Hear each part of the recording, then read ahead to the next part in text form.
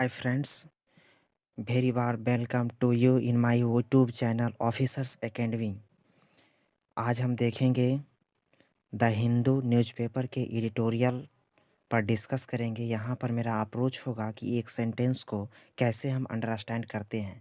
यहाँ पर the Hindu editorial का आर्टिकल लिया गया है। इस आर्टिकल में इसका आर्टिकल है end of an innings. End of an innings. End of an innings. यहाँ पर हम इस सेंटेंस के प्रत्येक वर्ड का पास्ट ऑफ स्पीच और ग्रामर पर डिबेट करते हुए आगे बढ़ेंगे।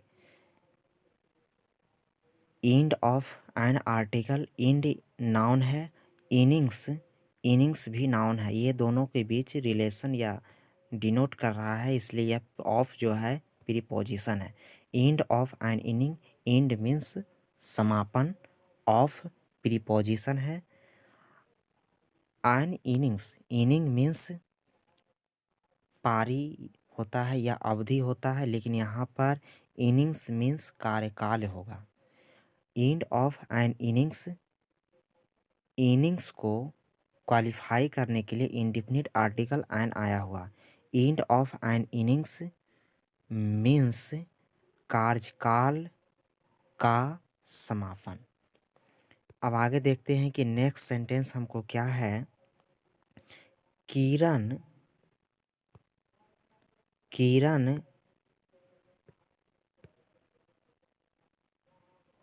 सॉरी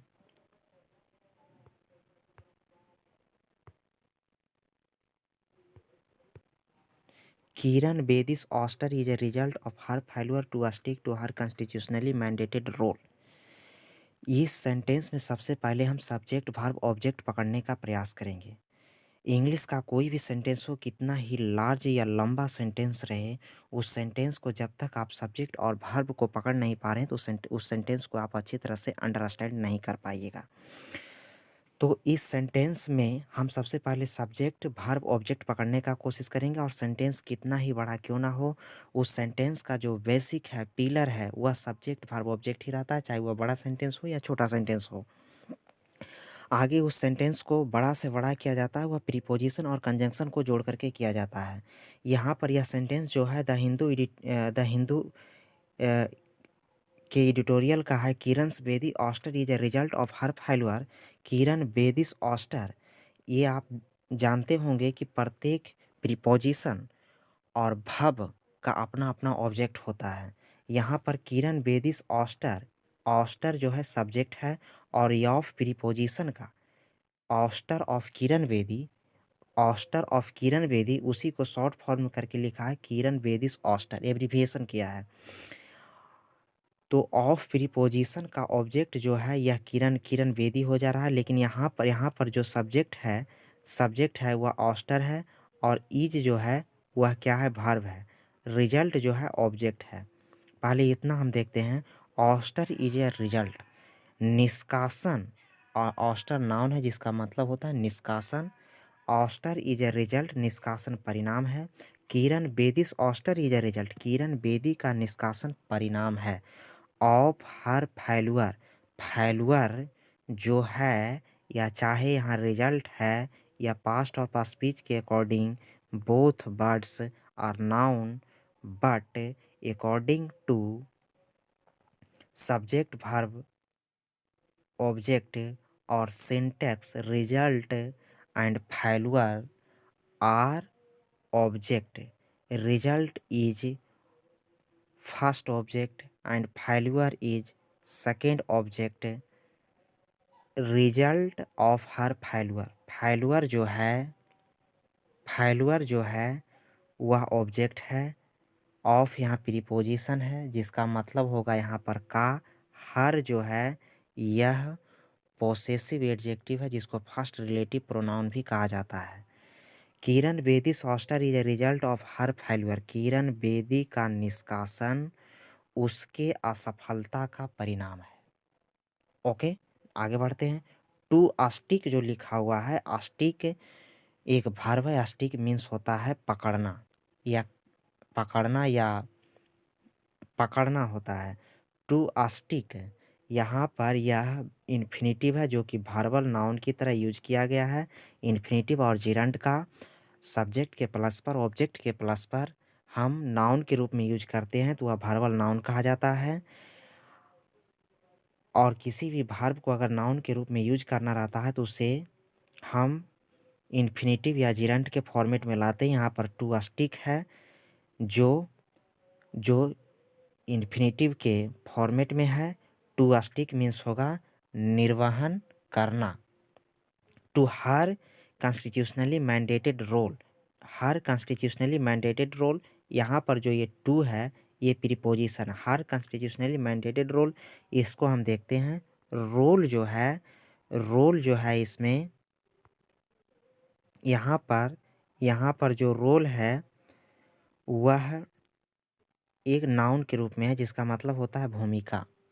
लेकिन यहाँ पर रोल जो है कहना क्या, कार्य कहना सही होगा, कार्य। और इस मैंडेट जो है यह V3 है।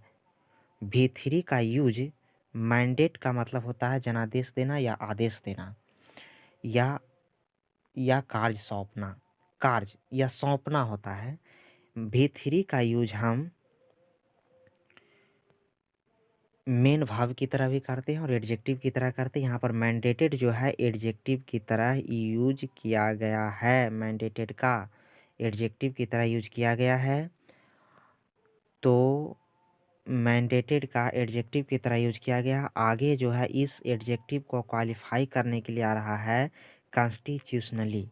कॉन्स्टिट्यूट एक वर्ब है जिसका मतलब होता है नियुक्ति करना या निर्माण करना या रचना करना।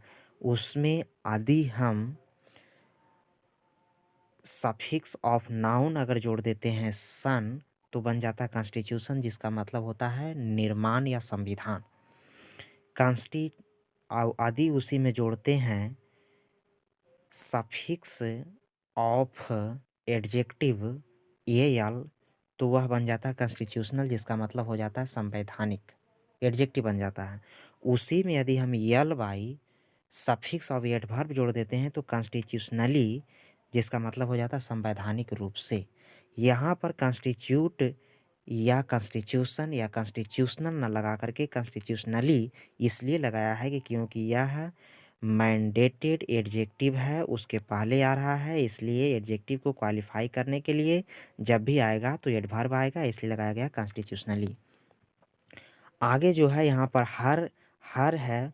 हर जो एक यहाँ पर आ रहा है फीमेल के लिए आ रहा है, किरण बेदी के लिए है, इसलिए यहाँ पर यह हर है। हर जो यह आ रहा है यह अगर यहाँ पर प्रोनाउन है तो यह नाउन किरण बेदी के लिए आ रहा है। और हर यहाँ पर पोसेसिव एडजेक्टिव है जिसको हम रिलेटिव प्रोनाउन कहते हैं। अब आगे देखते हैं कि इसका हम हिंदी कर रहे हैं। Kiran Bedi ouster is a result of her failure, Kiran Bedi का निष्कासन उसके असफलता का परिणाम है। टू स्टिक निर्वहन न करने में उसके असफलता का परिणाम है। Kiran Bedi's ouster is a result of her failure to stick, Kiran Bedi का निष्कासन निर्वहन में उसके असफलता का परिणाम है। Kiran Bedi's ouster is a result of her failure to stick to her constitutionally mandated role, किरण बेदी का निष्कासन उसके संवैधानिक रूप से सौंपे गए कार्य का निर्वहन में उसके असफलता का परिणाम है। फिर से इसका कर रहे हैं। किरण बेदी का निष्कासन